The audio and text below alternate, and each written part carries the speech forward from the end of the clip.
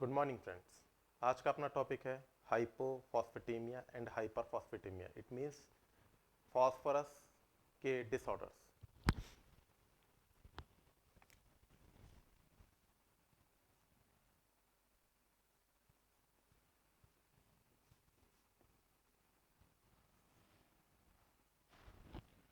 Phosphorus के disorders.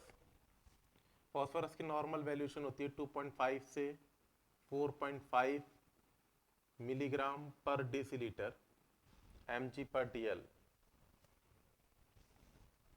सांकेतिक चिन्ह होता है इसका PO4-3। इंट्रोडक्शन ऑफ फॉस्फोरस की बात करें, इंट्रोडक्शन फॉस्फोरस की बात करें अगर अपन, तो सबसे पहली बात, फॉस्फोरस टेट्रा हेड्रल अरेंजमेंट में अरेंज होता है। इसका मतलब फॉस्फोरस 4 ऑक्सीजन से जुड़ा हुआ होता है और इसकी जो स्ट्रक्चर है वो कुछ पिरामिड लाइक स्ट्रक्चर की बनी हुई होती है और इसलिए इसे बोलते हैं अपन फॉस्फोरस एक मिनी पिरामिड लाइक स्ट्रक्चर का होता है। फॉस्फोरस के कंट्रीब्यूशन को अगर 100% माना जाए तो 100% फॉस्फोरस में से 85% फॉस्फोरस बोन्स में पाया जाता है और बोन्स के अंदर ये फॉस्फोरस कैल्शियम के संग में बंध बना करके रखता है, केमिकल बॉन्डिंग बना करके रखता है, केमिकल बॉन्ड, और इस केमिकल बॉन्ड को बोलते हैं हाइड्रोक्सी एपेटाइड बॉन्ड। हाइड्रोक्सी एपेटाइड बॉन्ड या हाइड्रोक्सी एपेटाइड बॉन्ड बोन्स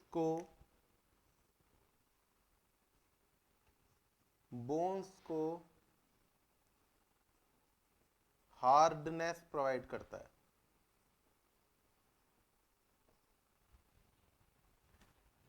एटी 85% अगर अपन बोन्स की बात कर लें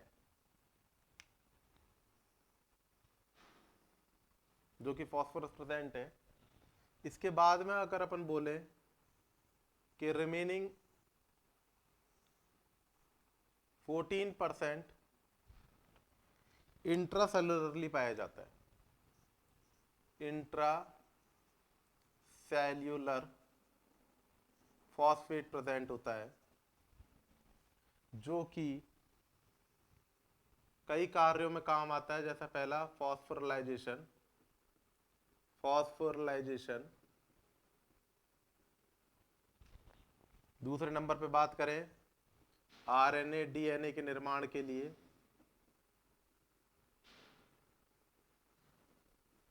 तीसरी बात करें इंपल्सेस के ट्रांसमिशन के लिए,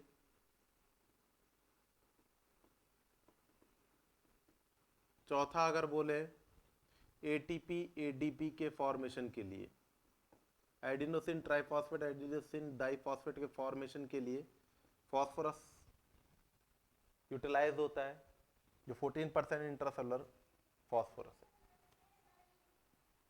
और जो अगर अपन रिमेनिंग बात करें 1% फॉस्फोरस, वो पाया जाता है आपके सामने, वो आपके पास में पाया जाता है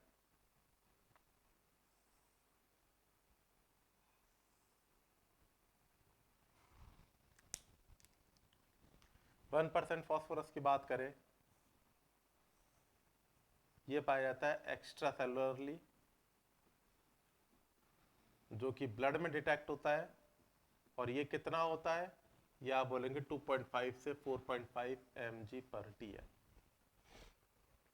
इस प्रकार से आपके पास में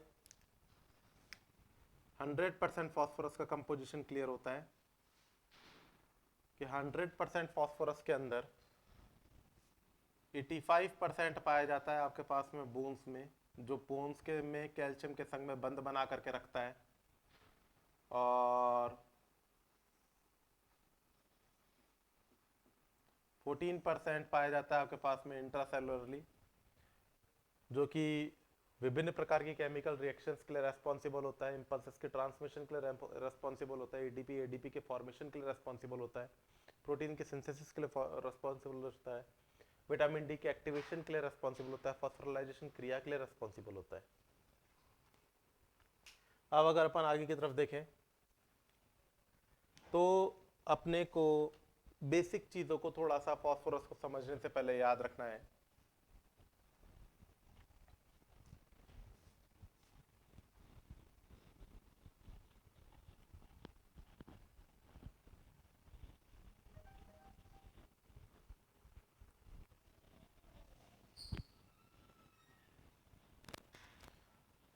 हमने जब आपको पढ़ाना शुरू किया था तो सबसे पहले मैंने कैल्शियम डिस्कस किया था।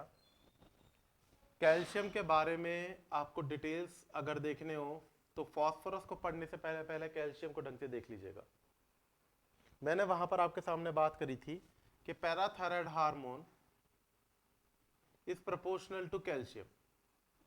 इसका मतलब ये होता है कि पैराथायराइड हार्मोन की वैल्यूएशन अगर बढ़ेगी तो कैल्शियम बढ़ेगा। बिल्कुल क्लियर ये आपको समझाया था मैंने।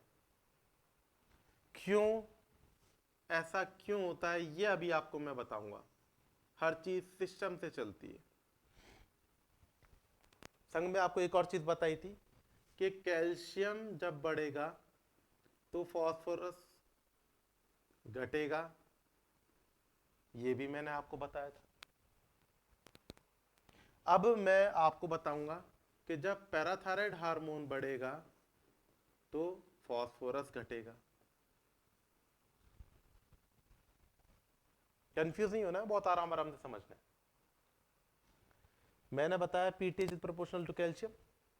इसका मतलब पीटीएच जब बढ़ेगा तो कैल्शियम बढ़ेगा, और पीटीएच घटेगा तो कैल्शियम घटेगा। संग में मैंने आपको यह भी बताया था कि कैल्शियम बढ़ेगा तो फॉस्फोरस घटेगा। अगर आप ऐसा सोचते हैं कि पीटीएच बढ़ा, गौर से देखिएगा, पीटीएच अगर बढ़ा और कैल्शियम बढ़ा और कैल्शियम बढ़ा तो फॉस्फोरस घटा, ये देखिएगा, ये एक ही लाइन बन रही है। इसको मैं एक साथ लिख देता हूं। पीटीएच बढ़ा तो कैल्शियम बढ़ा, और कैल्शियम बढ़ा तो फॉस्फोरस घटा। ऐसा आप सोचते हैं, यह आपकी थ्योरी कि पीटीएच बढ़ा तो कैल्शियम बढ़ा। यहां तक तो मैंने आपको बताया। फिर मैंने दूसरी बात बताई थी कि कैल्शियम बढ़ा तो फॉस्फोरस घटा, ये भी मैंने आपको बताया। लेकिन अब मैं कंसेप्ट में बताना चाह रहा हूं role of PTH on calcium and phosphorus. Parathyroid hormone का लेवल बढ़ा तो कैल्शियम बढ़ा, और पैराथायराइड हार्मोन का लेवल बढ़ा तो फॉस्फोरस घटा, ना कि कैल्शियम बढ़ा तो फॉस्फोरस घटा। थोड़ा सा अंतर है समझने में। पैराथायराइड हार्मोन का मैं पढ़ाऊंगा आपको ये कि पैराथायराइड हार्मोन का लेवल बढ़ेगा तो कैल्शियम बढ़ेगा और फॉस्फोरस घटेगा, ना कि ये बता रहा हूं कि कैल्शियम बढ़ेगा तो फॉस्फोरस घटेगा। ये मैं आपको बता चुका हूं लास्ट सेशन में। टॉपिक पे आप ध्यान रखें। मैंने आपको स्टार्टिंग में बताया पैराथायराइड हार्मोन का वैल्यूएशन कैल्शियम से रिलेट करके दिखाया, और दूसरे टॉपिक पे मैंने आपको कैल्शियम बढ़ा और फॉस्फोरस को घटा करके दिखाया। अब मैं आपको पढ़ाऊंगा पीटीएच का रोल कैल्शियम पे और पीटीएच का रोल फॉस्फोरस पे। बस सिंपल सा टॉपिक है। आप इसको कॉलरेट करके ना रखें कि कैल्शियम बढ़ेगा तो फॉस्फोरस घटेगा, इस प्रकार से ना समझें। आप इसको समझें कि पीटीएच बढ़ेगा तो कैल्शियम कैसे बढ़ेगा और पीटीएच बढ़ेगा तो फॉस्फोरस कैसे घटेगा। थोड़ा सा कंसंट्रेशन की जरूरत है। आगे की तरफ अगर अपन देखें तो आपको ये वाली बात मैंने डायग्राम में बताने की कोशिश की थी कि ये अपने पास में है, ये अपने पास में है ब्लड, और मैंने इसको यहां पर इस प्रकार से लिख दिया ब्लड।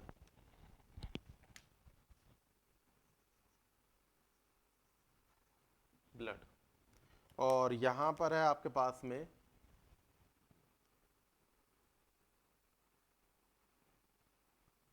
डेफिनेटली ये क्या है, ये बोन्स है,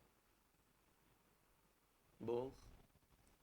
और ये इस प्रकार से बोन्स से, और आपने जितनी नॉलेज है, अपन लोगों ने जितनी मेहनत करके इन चीज़ों को समझने की कोशिश की, उस हिसाब से ये इस प्रकार से अपन ने कैल्शियम को फ्लो किया था आपके सामने फ्लो, और ये मैंने इस प्रकार से कैल्शियम को यहां पर भी फ्लो किया। और अब आगे की तरफ अगर अपन देखें तो ये मैंने बना दिया आप क्या, किडनी।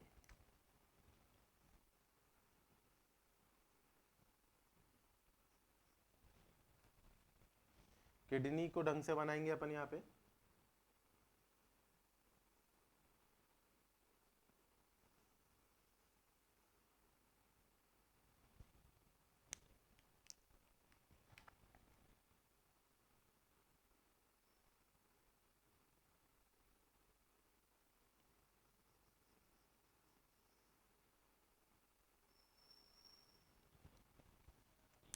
आगे की तरफ अगर अपन देखें, ये Bowman capsules, glomerular capillary tuft, afferent arterioles, efferent arterioles. Basic knowledge इसको अपन किडनी के सेशन में लेंगे। रीनल डिसऑर्डर्स से पहले renal anatomy and physiology, deep gross anatomy and gross physiology, then pathophysiology. ये आपके पास में आ गया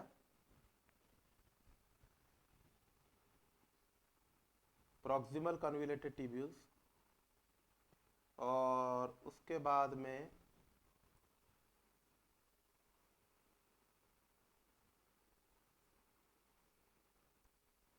प्रॉक्सिमल कन्वोल्यूटेड ट्यूब्यूल्स के बाद में loop of Henle.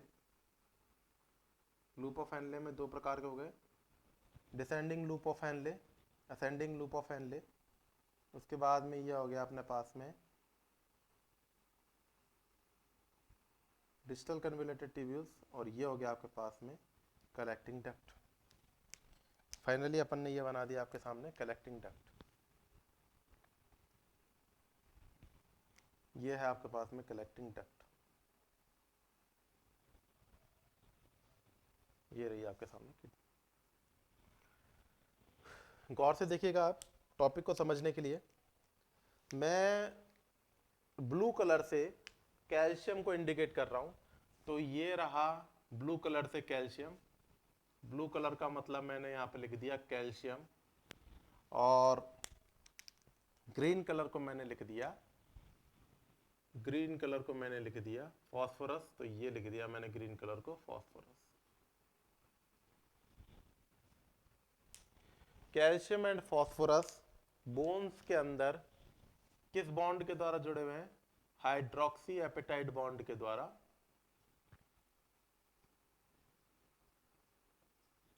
Hydroxy apatite bond के द्वारा जुड़े हुए।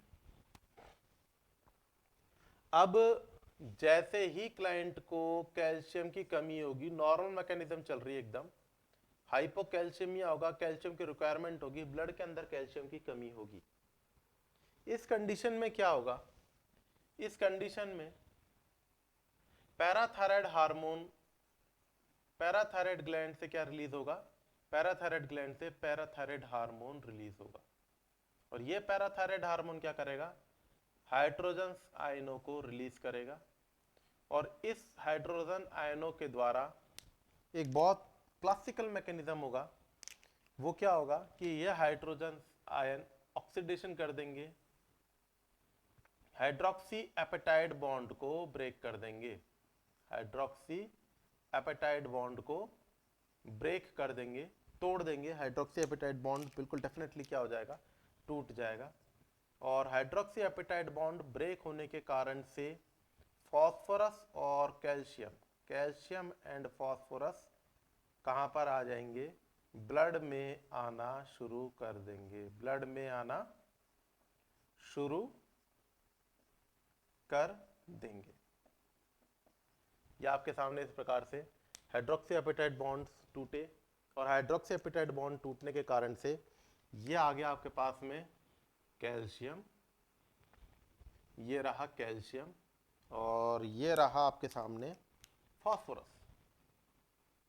ये बहुत सिंपल टॉपिक है। अब आपको एक लॉजिक याद रखना है यहाँ पे कि कैल्शियम पे कौन सा आवेश है, कैल्शियम पे है धन आवेश। गौर से देखिएगा कौन सा आवेश है, धन आवेश या कैटायन, और फास्फोरस पे कौन सा आवेश है, ऋण आयन है। तो ये दोनों अलग अपोजिट आवेश होने के कारण से दोबारा से एक बार जुड़े हुए थे हाइड्रोक्सी एपेटाइट बॉन्ड के द्वारा, जो कि ऑक्सीडेशन की क्रिया के द्वारा जैसे ही पीटीएच रिलीज हुआ, पीटीएच ने हाइड्रोजन आयन रिलीज किए जिसने हाइड्रोक्सी एपेटाइट बॉन्ड तोड़ा, तो पहली बार कैल्शियम और फास्फोरस अलग हुए और ब्लड में आना शुरू हो गए। लेकिन सेकंड कंडीशन में देखा कि जैसे ही कैल्शियम और फास्फोरस फ्रीली मूव कर रहे थे तो दोनों में अलग अलग आवेश थे, एक पे कैटायन था, एक कैटायन था और एक एनायन था। तो इन दोनों के मध्य में फिर से आकर्षण हुआ और ये दोनों आपस में दोबारा से चिपक गए, और ये दोनों अब इस कंडीशन में कैल्शियम और फास्फोरस, कैल्शियम एंड फास्फोरस आपस में कंबाइन होकर के आवेशिक क्रिया के द्वारा, आयोनाइज्ड क्रिया के द्वारा कंबाइंड होकर के और कहां पर आ रहे हैं, ये आपके सामने ब्लड में आ रहे हैं। तो ये रहा आपका ग्रीन कलर मैंने आपको फास्फोरस बताया था और ब्लू कलर मैंने आपको कैल्शियम बताया था, और इस प्रकार से ब्लड में।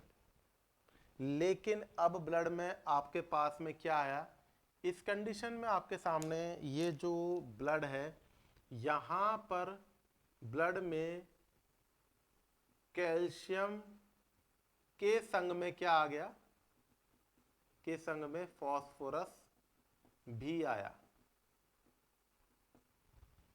कैल्शियम आया, जो आया संग में क्या आया, फास्फोरस भी आया। तो हाइपोकैल्सीमिया ट्रीट नहीं हो सका। हाइपोकैल्सीमिया था, इसकी वजह से पैराथायराइड हार्मोन रिलीज हुआ है। पैराथायराइड हार्मोन का प्राइमरी इफेक्ट क्या था, इसने हाइड्रोक्सी एपेटाइट बॉन्ड को तोड़ा और कैल्शियम फास्फोरस को दोनों संग में निकाल करके और ब्लड में ले आया। लेकिन इन दोनों में इलेक्ट्रोफोरेसिस क्रिया के द्वारा, आवेशित क्रिया के द्वारा ये दोनों आपस में फिर चिपक गए और दोबारा ब्लड में आ गए। लेकिन अभी हाइपोग्लाइसीमिया ट्रीट नहीं हुआ,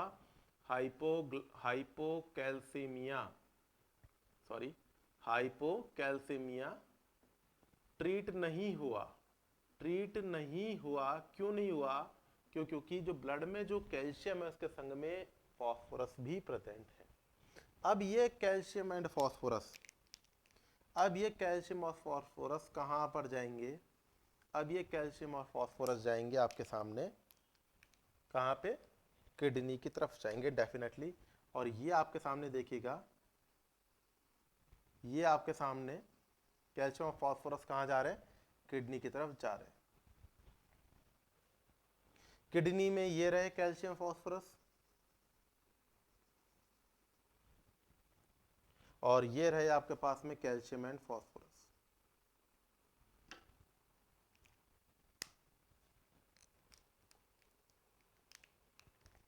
नॉर्मली गौर से देखिएगा, नॉर्मली प्रॉक्सिमल कन्वोल्यूटेड ट्यूब्यूल्स पर sodium phosphorus coenzyme transporter present होता है। ये जो ब्लैक कलर का मैंने आपके सामने, ये जो ब्लैक कलर का मैंने एक आपके सामने ट्रांसपोर्टर बनाया है, ये क्या है, ये है सोडियम फास्फोरस कोएंजाइम ट्रांसपोर्टर। ये क्या करता है, फास्फोरस के एब्जॉर्प्शन को बढ़ाता है, इससे क्या होता है, फॉस्फोरस का एब्जॉर्प्शन, फॉस्फोरस का एब्जॉर्प्शन होता है। कहां पर होता है, प्रॉक्सिमल कन्वोल्यूटेड ट्यूब्यूल्स पर होता है। बिल्कुल सिंपल। और यहां पर मतलब डिस्टल कन्वोल्यूटेड ट्यूब्यूल्स पर कैल्शियम का रीएब्जॉर्प्शन होता है। ये दोनों मैकेनिज्म क्या हैं, एकदम नॉर्मल है। ये भी नॉर्मल है और ये भी नॉर्मल है। गौर देने की बात क्या है कि जो पीटीएच है, इसका पहला इफेक्ट क्या बताया था मैंने, इसका पहला इफेक्ट बताया था हाइड्रोजन आयन रिलीज करके हाइड्रोक्सी एपेटाइट बॉन्ड को तोड़ना। और दूसरा इफेक्ट गौर से देखिएगा, दूसरा इफेक्ट क्या है, सेकेंडरी इफेक्ट। सेकेंडरी इफेक्ट क्या है इसका, पीटीएच का, पूरा दिमाग लगाइए इस टॉपिक के ऊपर, बस एक लाइन को समझने के लिए पूरा कंसेप्ट आपके सामने क्लियर हो जाएगा कि पीटीएच क्या करेगा दूसरे काम में। यह सोडियम फॉस्फोरस कोएंजाइम ट्रांसपोर्टर को इनहिबिट कर देगा।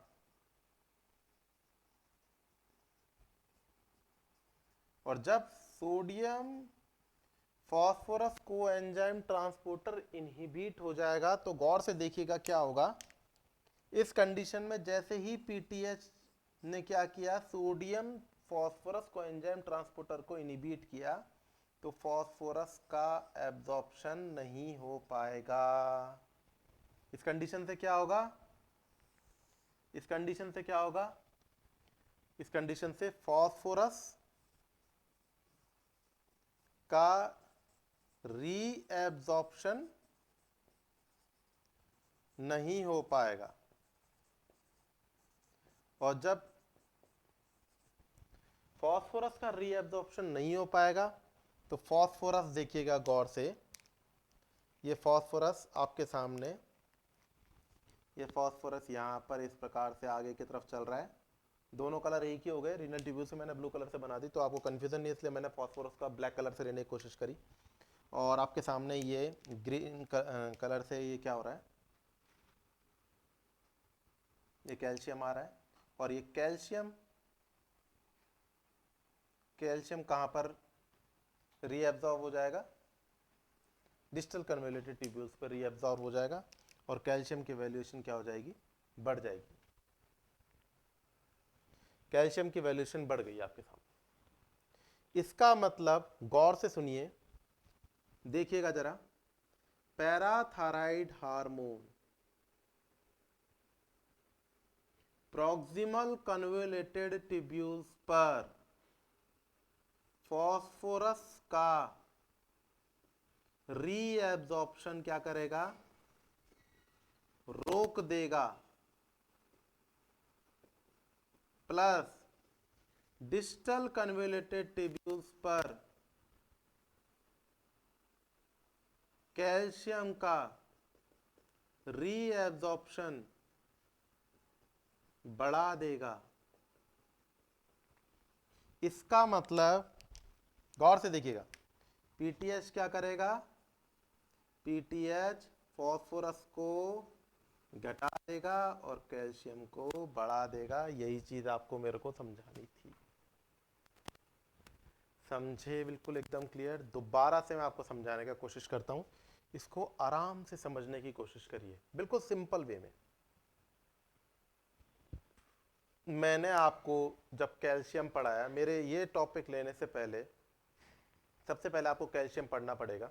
मैंने वीडियो अपलोड्स कर दिए हैं, कैल्शियम पहले कर दिया था मैंने, फिर फॉस्फोरस लिया है मैंने, फिर मैग्नीशियम आया एंड फाइनली सोडियम आया। सीक्वेंस होती है इन चीज़ों को समझने की, एक बार में सारी चीज़ें क्लियर नहीं की जाती हैं, धीरे धीरे धीरे धीरे टॉपिक्स आपके सामने क्लियर किया जाता है। मैंने पहले लेक्चर में बताया कि PTH is proportional to calcium. PTH बढ़ेगा तो कैल्शियम इन ब्लड बढ़ेगा। मैंने आपको रिएक्शन बताई थी। बोन से कैल्शियम ब्लड में किसके द्वारा आता है? पीटीएच के द्वारा। किडनी से कैल्शियम किसके द्वारा आता है? ब्लड के द्वारा। ब्लड से कैल्शियम किडनी में आता है कैल्सिटोनिन के द्वारा। ब्लड से कैल्शियम बोन्स में आता है कैल्सिटोनिन के द्वारा। रिएक्शन बताई थी मैंने, इसको यहां पर लिख दिया कि PTH is proportional to calcium. अब यहां पर अगर अपन बात करें पीटीएच प्रोपोर्शनल टू कैल्शियम, संग में मैंने एक आपको बताया कि कैल्शियम जब बढ़ेगा तब फास्फोरस घटेगा। तो कई जने का एक कंसेप्ट बन जाता है अपने आप ही कि जब पीटीएच बढ़ेगा तो कैल्शियम बढ़ेगा। ये मैंने समझा, कैसे अभी बताऊंगा। लेकिन कैल्शियम बढ़ेगा तो फास्फोरस घटेगा ऐसे लिख दिया उन्होंने, ऐसा नहीं है। पीटीएच का रोल बताने की कोशिश कर रहा हूं मैं कैल्शियम एंड फास्फोरस पे, कि पीटीएच बढ़ेगा तो कैल्शियम बढ़ेगा और पीटीएच बढ़ेगा तो फास्फोरस घटेगा। कैसे? एक बात समझनी है कि parathyroid hormone proximal convoluted tubules पे फास्फोरस के रीएब्जॉर्प्शन को इनहिबिट कर देता है। फास्फोरस का रीएब्जॉर्प्शन नहीं होने देता है, यूरिन के रूप में बाहर निकलने देता है। एंड सिंस फास्फोरस की कमी आ जाती है और डिस्टल कन्वोल्यूटेड ट्यूब्यूल्स पे कैल्शियम के रीएब्जॉर्प्शन को बढ़ा देता है तो कैल्शियम बढ़ जाता है। और इसलिए आप बोलते हैं कि जब पीटीएच बढ़ता है तो फास्फोरस घटता है और कैल्शियम बढ़ता है, या फिर पीटीएच बढ़ता है तो कैल्शियम बढ़ता है और फास्फोरस घटता है। Simple topic. यहां पर अगर अपन इस साइकिल को देखने की कोशिश करें तो आप देखेंगे कि पैराथायराइड हार्मोन का रोल देख रहे हैं आप। पैराथायराइड हार्मोन का role, PTH role, parathyroid hormone का रोल, पैराथायराइड हार्मोन का रोल। जैसे ही क्लाइंट को कैल्शियम की कमी हुई, पैराथायराइड ग्लैंड से पैराथायराइड हार्मोन क्लियर हुआ और पैराथायराइड हार्मोन ने हाइड्रोजन आयन रिलीज किया, जिसके कारण से हाइड्रोक्सी एपेटाइट बॉन्ड टूट गया और कैल्शियम और फास्फोरस ब्लड में आना शुरू हो गया। लेकिन दोनों पे आयन विपरीत थे। आयोनिक फेज आई, दोनों में आवेश ने अपोजिट होने के कारण से आकर्षण पैदा हुआ और दोबारा से ज्वाइन अप हो गए। और अब ये जब ब्लड में आया तो ये हाइपोकैल्शियम को ट्रीट नहीं कर पाया, क्योंकि कैल्शियम के संग में क्या प्रेजेंट है? फास्फोरस प्रेजेंट है। तो इन दोनों का अलग अलग होना जरूरी है। तो अब ये ब्लड से कहां पर आ गए? किडनी में। किडनी में आए, आने के बाद में नॉर्मली प्रॉक्सिमल कन्वोल्यूटेड ट्यूब्यूल्स पे फास्फोरस का रीअब्जॉर्प्शन होना था, लेकिन पीटीएच के रिलीज होने के कारण से फास्फोरस का रीअब्जॉर्प्शन नहीं हो पाया और ये फास्फोरस यूरिन के रूप में बाहर निकलने लगा। और डिस्टल कन्वोल्यूटेड ट्यूब्यूल्स पे कैल्शियम का रीअब्जॉर्प्शन होना था, वो हुआ। तो कैल्शियम तो बढ़ गया और फास्फोरस घट गया। ये रोल है पीटीएच।